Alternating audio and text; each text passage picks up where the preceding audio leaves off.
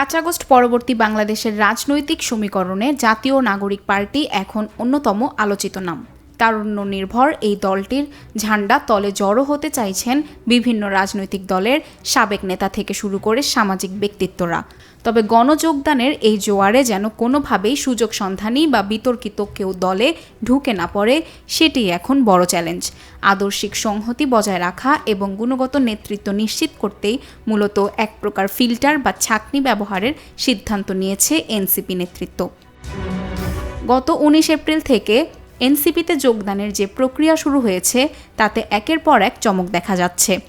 AB party ও বৈষম্য বিরোধী ছাত্র আন্দোলনের নেতাকর্মীদের পাশাপাশি 24 এপ্রিল যোগ দেন বিএনপির বহিষ্কৃত নেতা ইসহাক সরকার এবং শেরেবাংলা একে ফজলুল হকের নাতনি ফেরসামিন হক ইকবাল ফ্লোরা।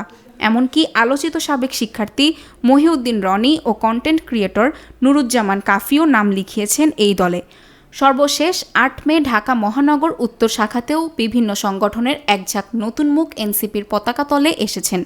এই ক্রমবর্ধমান সাংগঠনিক চাপ সামলাতে এবং যোগদানে ইচ্ছুক ব্যক্তিদের পূর্ব ইতিহাস ও যোগ্যতা যাচাই করতে গত রোববার 9 মে একটি উচ্চ পর্যায়ের ন্যাশনাল সার্চ কমিটি গঠন করা হয়েছে।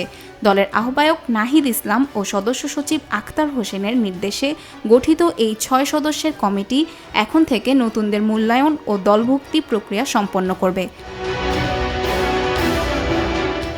রাজনীতির মাঠে নিজেদের অবস্থান সংহত করতে এনসিপি যে কেবল সংখ্যাতত্ত্ব নয় বরং যোগ্যতা ও স্বচ্ছতাকে প্রাধান্য দিচ্ছে, এই সার্চ কমিটি গঠন তারই একটি স্পষ্ট বার্তা।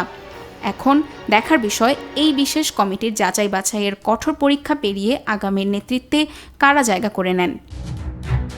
নাজমুন নাহার উসবা, নিরপেক্ষ। নিরপেক্ষ, সত্য প্রকাশে আপোষহীন।